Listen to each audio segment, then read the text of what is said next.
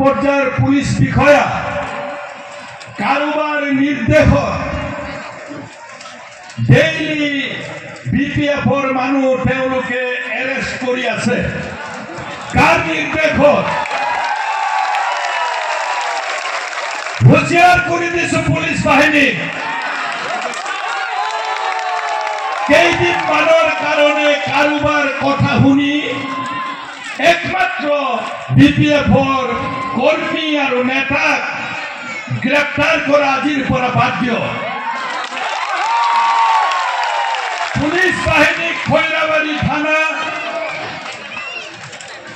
আৰু কালাইগাঁও থানাৰ পুলিচ বাহিনীক কৈছো ইয়াত গোট খোৱা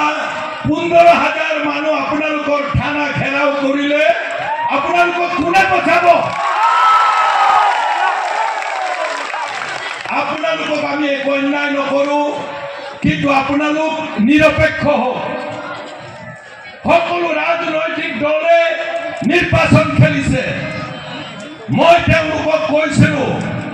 যে এজন বিজেপিৰ কৰ্মকৰ্তাক এৰেষ্ট কৰক যদি আপোনালোকৰ ক্ষমতা আছে তেওঁলোকৰ ক্ষমতা নাই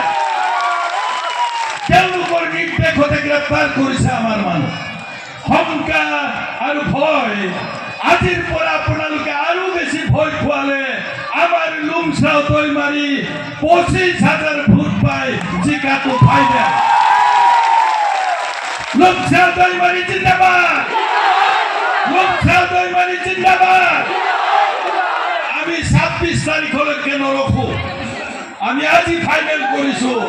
যে লুমচাও দৈমাৰীক ইয়াত হাজাৰ হাজাৰ মানুহে নাঙলৰ ছবিত ভোট দি বিজয় কৰিব ইয়াত মাত্ৰ জনজাতি মানুহ নাই সকলো জাতি ধৰ্ম আৰু বৰ্ণৰ মানুহ আছে